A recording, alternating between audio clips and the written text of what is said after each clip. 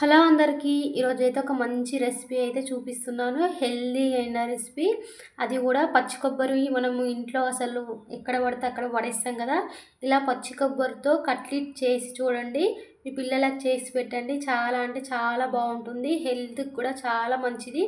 పచ్చి కొబ్బరికి చాలా అంటే చాలా మంచిది. ఒక్కసారి ఇలా ట్రై చేసి చూడండి. ఇది పచ్చి కొబ్బరి కట్లెట్ ఎలా చేయాలో వీడియోలోకి వెళ్ళే ముందు నా వీడియోని లైక్ చేయండి, షేర్ చేయండి, సబ్స్క్రైబ్ చేయండి.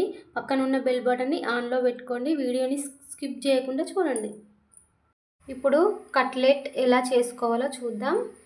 ఇలా పచ్చి కొబ్బరిని చిన్న చిన్న ముక్కలుగా కట్ చేసి పెట్టుకోవాలి. ఈ కప్పుతోటైతే నేను ఒక కప్పు పచ్చి కొబ్బరి తీసుకున్నా. ఇప్పుడు ఒక మిక్సీ గిన్నె తీసుకొని ఇందులో వేసుకుందాం.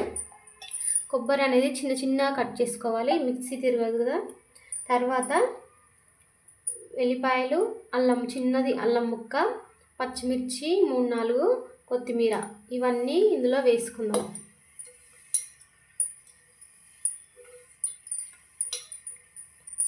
తర్వాత కొంచెం జీలకర్ర వేసుకోవాలి. ఈ స్పూన్ తోటి ఒక స్పూన్ జీలకర్ర.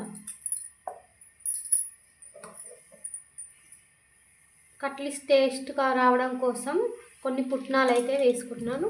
మీరు పుట్నాలు లేకుంటే శనగపిండి కూడా వాడుకోవచ్చు. నేనైతే కొన్ని పుట్నాలు అయితే వేసుకుంటున్నా. తర్వాత టేస్ట్కి తగ్గ ఉప్పు అయితే వేసుకుందాం. ఉప్పు కొంచెం వేసుకోవాలి. కొంచెం పసుపు అయితే వేసుకుందాం. ఇవన్నిటిని మిక్సీ అయితే పట్టుకుందాం. చూడండి, మిక్సీ అయితే పట్టుకున్నా. కొన్ని వాటర్ వేసుకొని పట్టుకోవాలి, ఎందుకంటే ఇది గట్టిగా అయిపోతుంది. అందుకని కొన్ని మాత్రమే వాటర్ వేసుకొని ఈ స్టేజ్లో పట్టుకుంటే సరిపోతుంది. దీన్ని ఒక ప్లేట్లోకి అయితే తీసుకుందాం.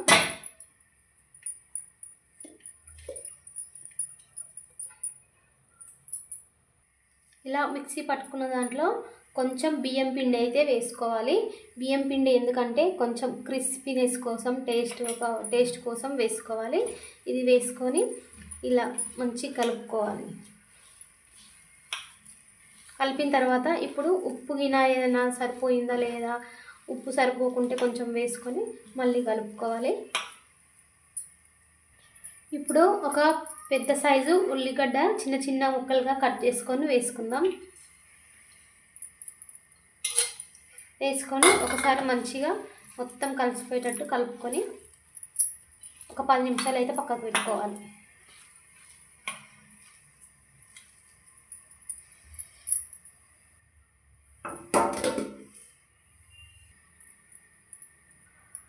స్టవ్ ఆన్ చేసుకొని ఒక ప్యాన్ అయితే పెట్టుకుందాం.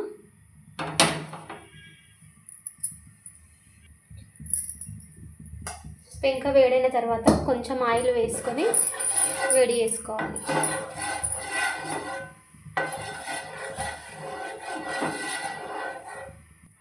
ఇది వేడయ్యేలోపు మనం కట్లెట్ అయితే రెడీ చేసుకుందాం.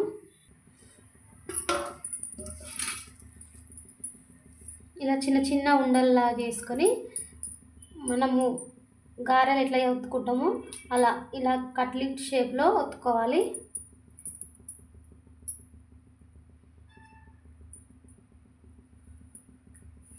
మరీ లావుగా ఉండనవసరం లేదు, కొంచెం పలచగా ఉండాలి.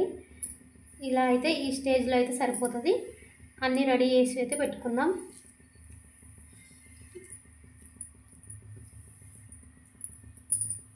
చాలా అంటే చాలా హెల్దీ రెసిపీ ఇది. ఖచ్చితంగా ట్రై చేసి చూడండి. పచ్చి కొబ్బరి అసలు ఇప్పుడు తింటలేరు కదా, ఇలా చేసి పెట్టండి. మీ పిల్లలకు ఖచ్చితంగా ఇష్టపడి తింటారు. స్కూల్ నుండి రాగానే వాళ్ళకి ఇలా చేసి పెట్టండి. వీడియోని అయితే స్కిప్ చేయకుండా చూడండి.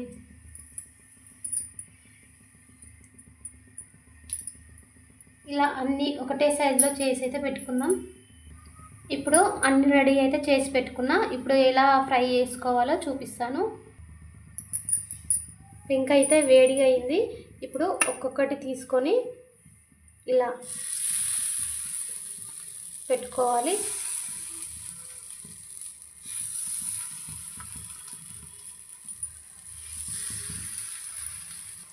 ఇలా అన్నీ పెట్టిన తర్వాత పైనుంచి ఒక మూత అయితే పెట్టుకోవాలి ఖచ్చితంగా, ఎందుకంటే ఇది ఆవిరి మీదనే ఉడికిపోవాలి.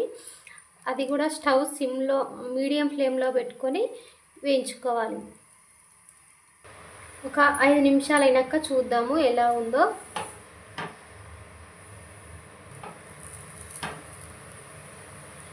ఎక్కువగా వేయించుకోని అవసరం లేదు, నార్మల్ హీట్ ఉంటే సరిపోతుంది.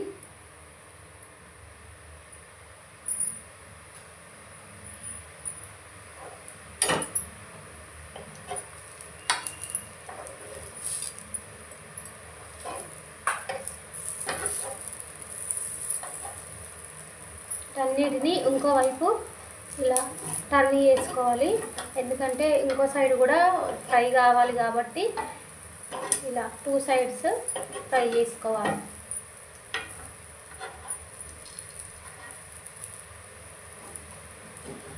ఇలా మూత పెట్టిన అవసరం లేదు. ఇప్పుడు వీటిని కూడా ఇంకొక 5 నిమిషాలు సిమ్లో పెట్టి, ఇప్పుడు సిమ్లో పెట్టుకోవాలి. స్టవ్ అనేది సిమ్లో పెట్టి మాత్రమే కుక్ చేసుకోవాలి. అంతే, సింపుల్గా రెడీ అయిపోయినాయి. ఇటు సైడ్ కూడా 2 సైడ్స్ కూడా కాలిపోయినాయి చూడండి. ఇలా కాలితే సరిపోతుంది, ఎక్కువ ఫ్రై అయిన అవసరం లేదు. ఇప్పుడు స్టవ్ ఆఫ్ చేసుకొని వీటిని వేరే ప్లేట్లోకి అయితే తీసుకుందాం. చూడండి, ప్లేట్లోకి అయితే తీసుకున్నాను. అంతే సింపుల్గా పచ్చి కొబ్బరితో కట్లెట్ అయితే రెడీ అయిపోయింది. చాలా అంటే టేస్టీగా ఉంటుంది.